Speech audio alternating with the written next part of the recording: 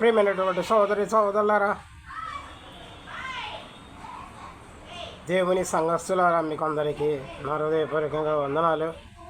నేను నా శ్రోపేట ఖమ్మంపాలెం ప్రకాష్ నగర్ నుండి దేవుని పరిచర్య చేస్తున్నాను. ముందుగా చిన్న ప్రార్థన చేసుకుందాం. ప్రార్థన. మా పరిశుద్ధుడైన పరలోకమందున్న మా తండ్రి అయిన దేవుడా, చూచుచున్న దేవుడవయ్యా, నీవు ఈ యొక్క దినాన తండ్రి నీ యొక్క సంఘస్థులతో మాట్లాడే గొప్పదన్నిటిని మీరు నాకు అనుగ్రహించినందుకు నీకు మీ ప్రియ కుమారుడు అయిన యేసుక్రీస్తు యొక్క పరిశుద్ధ నామమును బట్టి కృతజ్ఞత స్తుతులు చెల్లించుకొనుచున్నాను.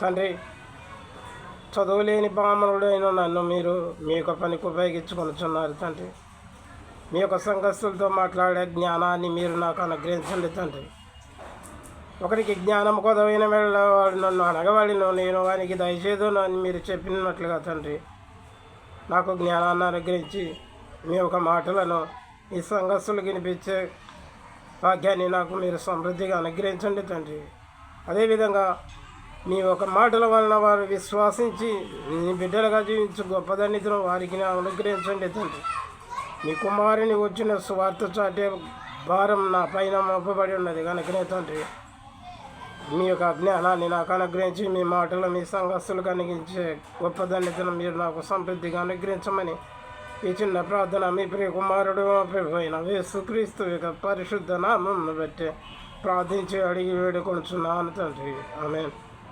ప్రియమైనటువంటి సోదరి సోదరులారా, ఇప్పుడు మనం ఉన్నటువంటి అంశము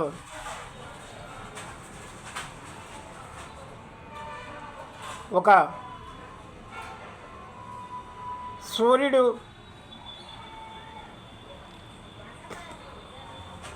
సౌలు అనబడినటువంటి ఆయన అపొస్తలుడైన పౌలుగా మారేటువంటి అంశం అండి.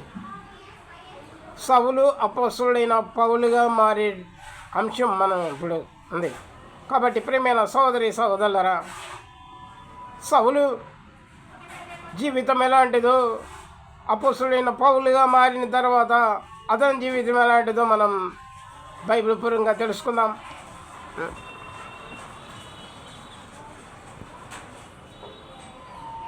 ఏడి క్రీస్తు శకం మొదటి శతాబ్దంలో జరిగినటువంటి ఈ యొక్క కొత్త నిబంధన మత్తయి సువార్త కాలం నుండి ప్రకటన గ్రంథం చివరి వరకు. అయితే దేవుడు తను ఏర్పరచుకున్నటువంటి వారు, తన కుమారునికి సాక్షులైనటువంటి వారు, అపొస్తలులు, సంఘ పెద్దలు, స్వార్థికులు అనబడినటువంటి వారి ద్వారా పరిశుద్ధాత్మ ప్రేరేపణతోటి చేయించినటువంటి కార్యాలు, రాయించినటువంటి గ్రంథాలు ఉన్నాయండి. మత్తయి సువార్త కాలం నుండి ప్రకటన గ్రంథం వరకు. అదేవిధంగా మనక చాలా గొప్ప గనుడైనటువంటి పౌరుడు సౌలు దేవుని బిడ్డలైనటువంటి వారిని, క్రైస్తవుల్ని హింసించేటువంటి పనిగా ప్రాణత్వంగా పెట్టుకొని అదే పనిని కొనసాగిస్తున్నటువంటి సందర్భంలో సౌలు తనతో పాటు ఉన్నటువంటి తన అనుచరులను తీసుకొని క్రైస్తవులు అనబడినటువంటి వారిని ఎన్నో విధాలుగా హింసలు పెట్టి చెరసాలలో వేయించి కొట్టి చంపుతున్నటువంటి సందర్భం అండి. క్రీస్తు శకం మొదటి శతాబ్దంలో. అప్పట్లో యెరూషలేము అండి, యూదయ దేశంలో యెరూషలేము. ఈ యెరూషలేములో పెద్దల చేత ఆయన పత్రికలు తీసుకొని ఈ యెరూషలేముకి అవతల ఉన్నటువంటి దమస్కను పట్టణానికి బయలుదేరాడండి. అక్కడ ఉన్నటువంటి క్రైస్తవులని చెరపట్టి తీసుకొచ్చి యెరూషలేములో బంధించాలని. ఆ ఒక సందర్భాలలో ఈ యొక్క సౌలు పౌలుగా మారినటువంటి విధానం గురించి మనం తెలుసుకుందాం. అదేవిధంగా సంఘ పెద్దల్లో ఒకడైనటువంటి స్టెఫెన్ గారు ప్రసంగిస్తున్నప్పుడు ఒక యెరూషలేములో ఒక యూదులు ఆయన ప్రసంగానికి విస్మయం ఉంది బిత్తరపోయేటువంటి సందర్భాలను మనం చూస్తున్నామండి. పరిశుద్ధ గ్రంథము కొత్త నిబంధనలో గ్రంథకర్త సువార్తికుడైన లూకా రాసిన అపొస్తలుల కార్యములు 7వ అధ్యాయంలో ఉన్నాయండి. చివరి వచనాలు 3-4 వచనాలు చదువుకుంటే మీకే తెలుస్తుంది. సౌలు అనబడినటువంటి ఒక యవ్వని పాదముల వద్ద స్టెఫెనుని చంపేటటువంటి ఆ ఒక యూదులు తమ వస్త్రాలు పెట్టి సౌలుని సాక్షిగా ఉపయోగించుకున్నట్టుగా చూస్తున్నామండి. అదేవిధంగా సౌలు గారు దమస్కు పట్టణానికి బయలుదేరినట్లుగా అదే అపొస్తలుల కార్యం 9వ అధ్యాయంలో చూస్తున్నాం. ఆ సందర్భంలో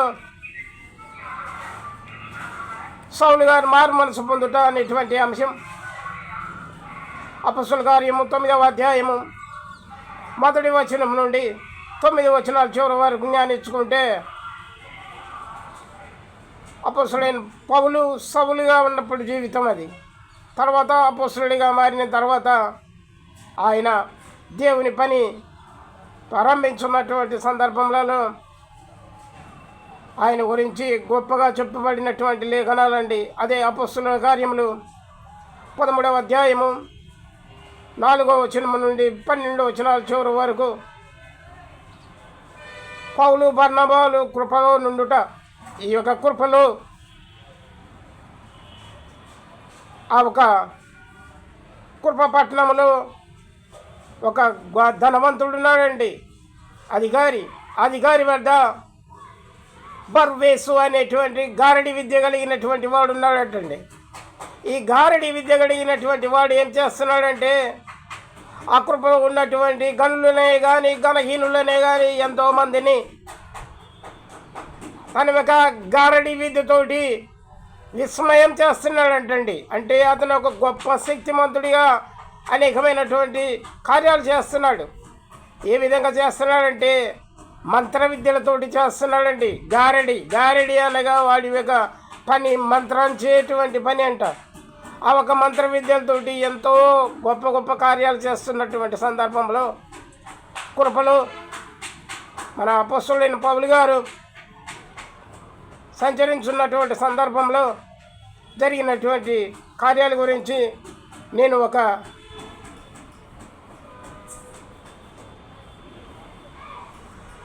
వచనం చదివి మీకు వినిపించాలనుకుంటున్నాను. 9వ అధ్యాయము 13వ అధ్యాయము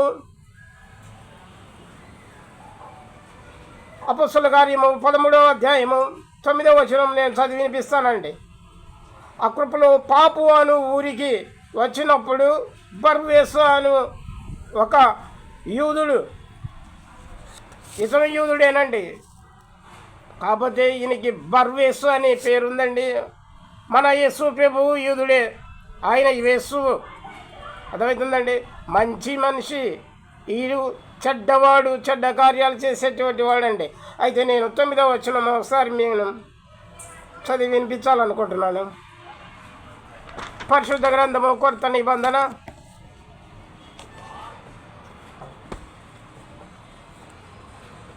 గ్రంథకర్త సువార్తికుడు లూకా రాసిన అపొస్తలుల కార్యంలో 13వ అధ్యాయము 9వ వచనం నేను చదువుతున్నాను. మీ దగ్గర బైబిల్ ఉంటే తీసి చూడండి, లేక నేను చదువుతున్నాను వినండి. నేను అక్షరం ముక్క చదువుకోలేదు, కానీ దేవుడు నాకు ఇచ్చిన జ్ఞానం చొప్పున ఒక్కొక్క అక్షరం జ్ఞానించుకుంటూ చదువుతున్నా. తప్పు ఒప్పలే అమలుంటే నన్ను నా దేవుడు క్షమిస్తాడు, మీరు నన్ను క్షమించండి. అందుకు పౌలు అనబడిన సౌలు పరిశుద్ధాత్మతో నిండినవాడై, ప్రైజ్ హల్లెలూయా. పౌలు అనబడిన సౌలు అనబడిన పౌలు, ఈ మార్పు చెందినటువంటి విధానం గురించి నేను చెప్తున్నానండి. అయితే ప్రియమైన సహోదరి సహోదరులారా, నేను మరలా ఈ యొక్క అంశాన్ని మీకు చదివి వినిపించాలనుకుంటున్నాను. అదే అపొస్తలుల కార్యం 13వ అధ్యాయము 4వ వచనం నుండి 12 వచనాల చివరి వరకు ధ్యానిస్తున్నాను.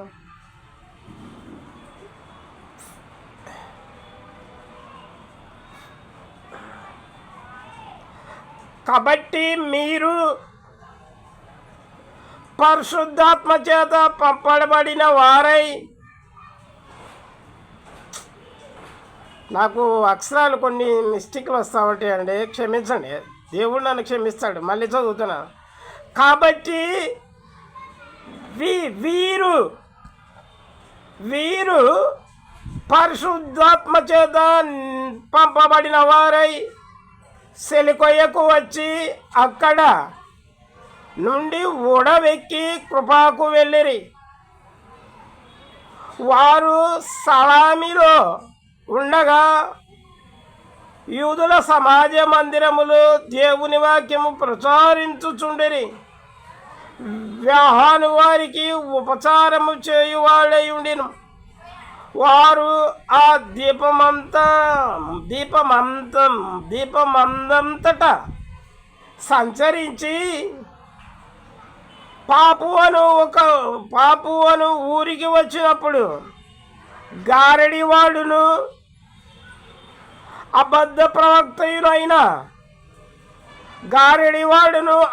ప్రవక్తయునైన బర్వేసు అను ఒక యూదుని చూచిరి. అతడు వివేకము గలవాడైన పెర్గా పౌలు అను అధిపతి వద్ద నుండిను. అతడు బర్నబాను సౌలును పిలిపించి దేవుని వాక్యం వినగోరిను. అయితే ఎలుమా అధిపతిని విశ్వాసం నుండి తొలగింప వలనని యాత్నము చేసి వారిని బెదిరించెను. ఎలుమాను పేరునకు గారడివాడని అర్థము. అందుకు పౌలు అనబడిన సౌలు పరిశుద్ధాత్మతో నిండినవాడై అతని తెరిచూచి మాట్లాడుతున్నాడు. అపొస్తలుడైన పౌలు సమస్త కపటముతోనూ 1 సమస్త కపటముతోనూ సమస్త దుర్మార్గముతోనూ 2 నిండినవాడా అపవాది వన్మార్కు అనగా సాతాను కుమారుడా సమస్త నీతికి విరోధి నీవు ప్రభువిక తిన్నని మార్గములు చెడగొట్టుట మానవా. క్వశ్చన్. ఇదిగో ప్రభు తన చెయ్యి నీ మీద ఎత్తి ఉన్నాడు. నీవు కొంతకాలము గుడ్డివాడివై సూర్యుని చూడకుందు అని చెప్పాను. వెంటనే మబ్బును చీకటియు అతని కమ్మెను గనుక అతడు తిరుగుచూ ఎవరైనా చెయ్యి పట్టుకొని నడిపింతురా అని వెదకుచుండెను. అంతటా అధిపతి జరిగిన దానిని చూసి ప్రభు బోధకు ఆశ్చర్యపడి విశ్వసించెను. ప్రజల హల్లెలూయా. ప్రియమైనటువంటి సహోదరి సహోదరులారా, ఈ యొక్క బర్వేసు జీవితం అపవాదికి సంబంధించినటువంటి జీవితం. ఎప్పటి వరకు అండి? అపొస్తలులను అడ్డగించేంత వరకు.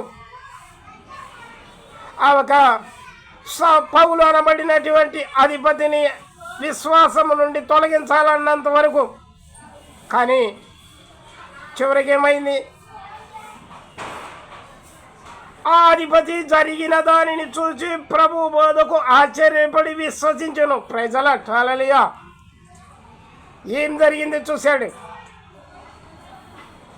ఈ యొక్క పాపు అని ఊరిలో గారడి ప్రవక్త అంట, అబద్ధ ప్రవక్త, అపవాది క్రియలు చేసేటువంటి వాడు ఈ యొక్క బర్వేసు దేవుని వాక్యానికి అడ్డంకంగా చేయాల్సినటువంటి కార్యాలు చేయాలని తన హృదయంలో నెగ్గించుకున్నట్ట. అలాంటి వాడి పరిస్థితి ఎలా ఉంటుందో ఒకసారి ఆలోచించాల్సిన విషయం ఉంది. మనం వాడికి కాలము గతించి పోయే సమయానికి దగ్గర పడ్డాడంట. వాడు దేవుని మార్గానికి ఎదురు తిరిగేవాడు ప్రతి ఒక్కడు గుడ్డివాడైపోతాడంట. జాగ్రత్త. అపొస్తలుడైన పౌలు సౌలుగా ఉన్నప్పుడు, అదే అపొస్తలుల కార్యం 9వ అధ్యాయంలో మారు మనసు పొందుట అవగా దమస్కు పట్టణం. అప్పుడు చూడండి, వాని యొక్క జీవితం సౌలుగా ఉన్నప్పుడు గుడ్డి జీవితం అండి. వెలుగు జీవితం కాదు, గుడ్డి జీవితం. వాడు చేస్తున్నటువంటి పని గుడ్డి జీవితం, చీకటి జీవితం, చీకటి కార్యాలు. వెలుగు సంబంధులను హింసించటం చీకటి కార్యమే, వెలుగు సంబంధులను కొట్టడం చీకటి కార్యమే, వెలుగు సంబంధులను చంపటం చీకటి కార్యమే. వాడి యొక్క జీవితం అలా గడుపుకుంటూ వచ్చాడండి. ఈ యొక్క సౌలు అనబడినటువంటి అతను యెరూషలేములో చేసింది చాలక చూడండి ఎక్కడికి అవగా పట్టణంలో ఉన్నటువంటి వారినంటండి, దమస్కు పట్టణంలో ఉన్నటువంటి వారినంట, క్రైస్తవులుగా ఉన్నటువంటి వారిని, దేవుని బిడ్డలైనటువంటి వారిని బంధించి యెరూషలేముకు తీసుకొచ్చి వారిని హింసించి కొట్టి చంపాలని యెరూషలేములో ఉన్న పెద్దల దగ్గర పట్టా తీసుకొని పోయాడంటండి. అధికార పట్టా. చూడండి, వాడికాడ అధికార పట్టా ఉన్నా కానీ వాని తల్లి గర్భములు మగబిడ్డగా సృజించిన దేవుడు ఒకడు ఉన్నాడని వాడికి తెలుసుకోవట్లేదండి. తెలుసుకుంటే బాగుపడతాడు. దేవుని బిడ్డలను హింసించాలని ఆ ఒక పట్టా తీసుకొని బయలుదేరాడంట. ఈ యొక్క దమస్కు పట్టణానికి బయలుదేరేటప్పుడు ఆ పట్టణ సమీపంలో ఉన్నప్పుడు అకస్మాత్తుగా ఆకాశం నుండి వెలుగు ప్రకాశించి తనతో పాటు వస్తున్నటువంటి గుర్రపు రౌతులు, తనతో పాటు ఉన్నటువంటి వారు సైనికులు ఆ వెలుగును చూసి కింద పడిపోయారంట. చూడండి, ఆ స్వరాన్ని విన్నారంట, వెలుగుని చూశారంట. చూడండి, ఏదో ఒక మిస్టేక్ ఉంటుంది. స్వరము వినలేదో, వెలుగు చూడలేదో, ఏదో ఉంటుందండి ఆయనతో పాటు వచ్చిన వాళ్ళు. కానీ ప్రియమైన సహోదరి సహోదరులారా, ఈ యొక్క సౌలు జీవితం చీకటి జీవితంగా ఉన్నప్పుడు ఏం జరిగిందండి? దమస్కు పట్టణానికి సమీపించినప్పుడు, సౌలా సౌలా నువ్వెందుకు నన్ను హింసించుచున్నావని దేవుడు మాట్లాడినప్పుడు సౌలు అంటున్నాడు, ప్రభువా దేవా నువ్వెవరువయ్యా, నాకు తెలియదు నువ్వెవరువో అంటే అప్పుడు అంటున్నాడు, నీవు హింసించుచున్న యేసును నేనే.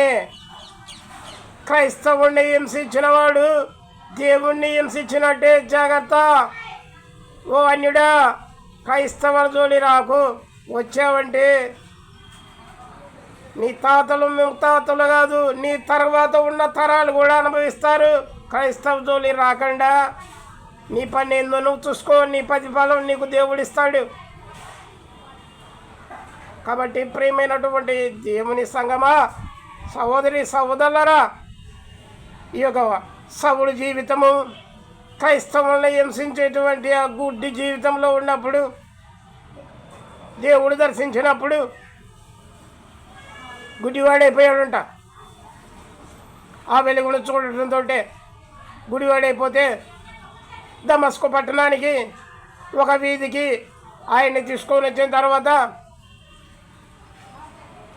ఒక ఇంట ఉన్నప్పుడు భక్తిపరుడు, దేవుని పట్ల విశ్వాసం కలిగినటువంటి అతను అననీయ అనేటువంటి అతను ఉన్నాడండి. ఈ అననీయ దగ్గు దేవుని వాక్యం వచ్చి, అన్నయ్య పలాని వీధున సౌలు ఉన్నాడు, నువ్వు వెళ్ళి తన కొరకు విచారించమంటే ఈ అననయ్య ఆయన ఇంటి వద్దకు వచ్చి ఆయనతో మాట్లాడేటప్పుడు నీవెవరో ఏంటయా అంటే, నీవు హింసించుతున్నటువంటి దేవుని దాసులను దేవుడు నాకు చెప్పి పంపించాడు నీ వద్దకు, నిన్ను విచారణ చేయమన్నాడు. నువ్వు మారు మనసు పొందావంట, నిన్ను అనేక జనాలకి సాక్షిగా నిలబెట్టుకుంటాడంట, రాజుల ఎదుట అధిపతుల ఎదుట నిన్ను వాడుకుంటాడంట. చివరికి నీ ప్రాణాంతం వరకు ఆయన పని చేయడానికి ఎన్నికించుకున్నాడంట. కాబట్టి నేను నీ కొరకు ప్రార్థన చేయడానికి వచ్చానని చెప్పి తలపైన నెత్తిపైన చేతులుంచి ప్రార్థన చేయగా అతని కంటి నుండి పొరల వంటి విరారి మరలా వెనుకను చూడగలిగాడండి. ప్రియమైనటువంటి సహోదరి సహోదరులారా, ఈ యొక్క సౌలు జీవితం చీకటి జీవితం అని తెలుసుకొని ఇంకా వెలుగులోకి వచ్చాడంట. వెలుగులోకి వచ్చి ఏ దేశంలో చనిపోయాడో నాకు తెలియదు, కానీ తన యొక్క చివరి శ్వాస వరకు క్రీస్తుకు సాక్షిగా జీవించాడని దేవుని వాక్యం తెలియపరుస్తుంది. అపొస్తలుడైన పౌలు చెప్పాడండి, బ్రతుకుట అయితే క్రీస్తు కొరకే, క్రీస్తు కొరకు చావుట అయితే లాభం లాభం లాభం లాభం లాభం అంట. ఆయన చేసేటువంటి ఆ యొక్క పనికి లాభం వస్తుందంటండి. ఈ రోజులలో ప్రతి ఒక్క వ్యాపారస్తుడు వ్యాపారం స్టార్ట్ చేశాడంటే అది ఏ వ్యాపారం అన్నా కానివ్వండి, బంగారపు వ్యాపారమే కానీ, మట్టి వ్యాపారమే కానీ, కర్ర వ్యాపారమే కానీ, ఏ వ్యాపారమైనా కానీ స్టార్ట్ చేశాడంటే దానికి ప్రతిఫలం పొందాల్సిందేనండి. ఎలాగో చెప్పమంటారా? చెప్తానేనండి. 1 కేజీ బంగారంతో వ్యాపారం స్టార్ట్ చేస్తే ఆ కేజీ బంగారం విలువ 1,00,000 రూపాయలు వేసుకుందామండి. 1,00,000 రూపాయలు పెట్టుబడి పెట్టి కేజీ బంగారం తీసుకొని దానిని కొన్ని వస్తువులుగా చేసి దానిని వ్యాపారం చేసి ఈ 1,00,000 రూపాయలకి తోడుగా 50,000 ఎక్స్ట్రా సంపాదించాడు అనుకోండి. ఎంత వచ్చినట్టు? 1,50,000 వచ్చినట్టు. లాభం వచ్చిందా రాలేదా? వచ్చింది. అదేవిధంగా ఒక కుమ్మరివాడు 10 కేజీలు మట్టి తీసుకొని ఆ మట్టిని బాగా సమిరి అంటే బాగా జోరు చేసి దాన్ని ఇందు అంటారండి, ఆ కర్ర చక్రం పైన పెట్టి ఒక వస్తువుని చేసి ఆ వస్తువుని ఇప్పటికి మనం చూస్తూనే ఉంటామండి. కుమ్మర బజార్ అని నసరావుపేట కుమ్మర బజార్లో కుండలు అమ్ముతూ ఉంటారంటండి. ఆ కుండలు తయారు చేసిన వాడు ఆ మట్టిని కొని మట్టితోటి కుండ తయారు చేసి కుండను అమ్మితే వానికి ప్రతిఫలం లాభం ఉంటుందంటండి. అదేవిధంగా క్రైస్తవుడు అనబడినటువంటి వాడు దేవుని యొక్క పని చేస్తుంటే దేవుడు తనకి ప్రతిఫలం దేవుడు ఇస్తాడంట. లాభమే లాభమే లాభమే, నష్టం ఉండదు, లాభమే ఉంటుంది. నేను ఇక్కడ దేవుని యొక్క సాక్షిగా ఆయన యొక్క సువార్త ప్రకటిస్తూ చనిపోయాననుకో, లేకపోతే ఎవరైనా నన్ను చంపేరే అనుకో, దాన్ని నేను నష్టంగా ఎంచుకోనండి, లాభంగా ఎంచుకుంటాను. ఎందుకంటే దేవుని పని నిమిత్తం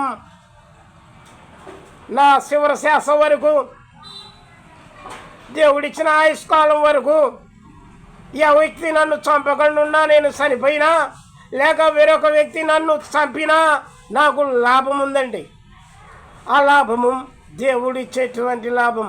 కాబట్టి ప్రియమైన సహోదరి సహోదరులారా, దేవుని యొక్క బిడ్డలు లాభం లాభం పొందుతారు, లాభం పొందాలి.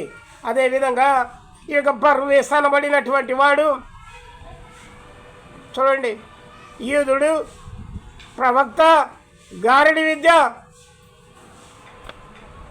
నీతికి విరోధి, అపవాది కుమారుడా, తిన్నని మార్గము చెరుపువాడా, ఎందాక నీవు నీ జీవితాన్ని గడుపుకుంటావు? ఇక నుండి నీవు వెలుగుని చూడడానికి వీల్లేదు. కొంతకాలం నీవు గుడ్డివాడివైపోవునుగాక అన్నాడు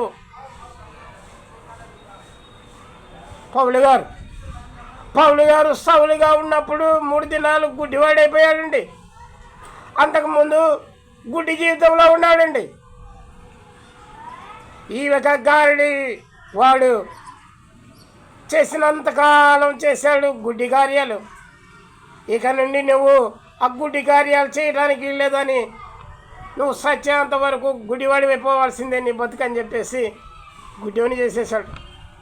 అదేవిధంగా దేవుని బిడ్డలకు ఎదురు తిరిగావంటే నీ జీవితం గుడ్డి జీవితమే.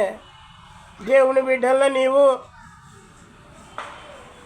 గౌరవించావంటే, దేవుని బిడ్డలతోటి నీవు సాహసంగా జీవించావంటే నీవు వెలుగు జీవితంలో ఉంటావని దేవుడు కోరుచున్నాడు. ప్రియమైన సహోదరి సహోదరులారా, మన యొక్క అంశము సౌలు అపొస్తలుడైన పౌలుగా మారాడు. మారినటువంటి ఆయన దేవుని యొక్క చిత్తానుసారంగా దేవుని సేవ చివరి శ్వాస వరకు కొనసాగించాడు. ప్రియమైనటువంటి సహోదరి సహోదరులారా, నీవు నేను కూడా దేవుని యొక్క వాక్యం ఏం చెప్తే ఆ వాక్యానుసారంగా మనం జీవించాలని దేవుడు కోరుచున్నాడు. దేవుడు నిన్ను నీ తల్లి గర్భంలో ఆడబిడ్డగాను మగబిడ్డగాను నిరూపించింది, జన్మింపజేసించింది, ఇంతకాలం వరకు నిన్ను పోషిస్తుంది. అపవాదివిక ఊరిలో పడిపోమని కాదు, నా ఒక బిడ్డగా జీవించాలని దేవుడు కోరుచున్నాడు. కాబట్టి ఇప్పటికైనా కానీ నీ యొక్క పాపపు జీవితాన్ని విడిచిపెట్టావంటే పరిశుద్ధ జీవితం దేవుడు నీకు సిద్ధపరిచి పెట్టాడు. క్రీస్తు శకం 1వ శతాబ్దంలోనే పరిశుద్ధులైనబడినటువంటి వారిని దేవుడు ఏర్పరచుకున్నాడు. పరిశుద్ధులుగా మిమ్మలను చేశాడు. క్రీస్తు శకం 1వ శతాబ్దంలోనే దేవుడు చేశాడు. దేవుడు తన కుమారుని లోకానికి పంపి తన ఒక దేహాన్ని, తన ఒక రక్తాన్ని, తన ఒక ప్రాణాన్ని త్యాగం చేశాడు పాపుల కొరకే. పాపివైన నీ జీవితాన్ని పరిశుద్ధులుగా మార్చడానికి కొరకే ఆయన శిలువలో మరణించి నిన్ను పరిశుద్ధిని చేశాడు. నువ్వు పరిశుద్ధ జీవితం జీవించాలని, అపవిత్ర జీవితం జీవించమని కాదు. అపవిత్రులు అనేకమైనటువంటి కార్యాలు చేసేటువంటి వారంటండి, ఒక్కటి కాదండి, వాటి యొక్క చెడు కార్యాలు చాలా ఉంటున్నాయంట. ఆ యొక్క చెడు కార్యాలు అనేటువంటి చాలా ఉన్నాయి. చెప్పాలంటే చెప్పుకుంటూ పోతే దేవుని కార్యము, మంచి కార్యం అనేటువంటి వారికి కూడా, దేవుని యొక్క బోధ అనేటువంటిది కూడా ఒక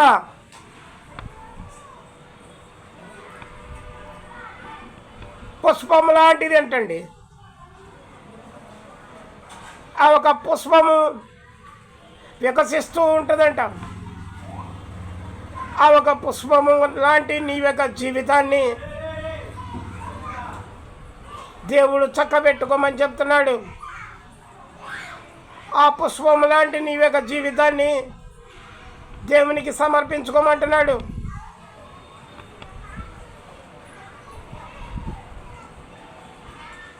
గడ్డి పువ్వు వంటిది నీ జీవితం, వాడిపోకు రాలిపోకు, యేసుక్రీస్తులో ధరించిపోవాలి. ఆయన పుష్పము ఎప్పుడు పూస్తూనే ఉంటుందంటండి, వాడిపోదు రాలిపోదు. అలాంటి జీవితం జీవించాలని దేవుడు కోరుచున్నాడు. ప్రియమైన సహోదరి సహోదరులారా, దేవుడు చెప్పినట్లుగా వాక్యానుసారంగా మనం జీవించాలని మీతో మనవి చేయుచున్నాను. చివరిగా చిన్న ప్రార్థన చేసుకుందాం. ప్రార్థన. మహాపరిశుద్ధుడా, పరలోకమందు ఉన్న మా తండ్రి, నా దేవుడా, మీరు మాకు అనుగ్రహించిన శ్రేష్ఠ సమయం మన తండ్రి. నేను జ్ఞానము లేనివాడిని తండ్రి, చదువు లేనివాడిని, మీ యొక్క సాక్షిగా నన్ను వాడుకుంటున్నారు తండ్రి. నేను పలికినటువంటి మాటల్లో తప్పు ఒప్పులు ఏమైనా ఉంటే నన్ను క్షమించండి తండ్రి. సంఘస్థులు నన్ను క్షమిస్తారు తండ్రి. మీ యొక్క బిడ్డలంగా జీవించే గొప్ప భాగ్యాన్ని మాకు సమృద్ధిగా అనుగ్రహించండి తండ్రి. చీకటి జీవితాలు వదిలిపెట్టి వెలుగు జీవితంగా జీవించు గొప్ప భాగ్యాన్ని మీరు మాకు అనుగ్రహించండి తండ్రి. మీ చిత్తమే మా జీవితంలో జరిగించమని చిన్న ప్రార్థన మీ ప్రియ కుమారుడు పోయిన యేసుక్రీస్తు యొక్క పరిశుద్ధ నామమును బట్టి ప్రార్థించి అడిగి వేడుకొనుచున్నాను తండ్రి. ఆమేన్. God bless you.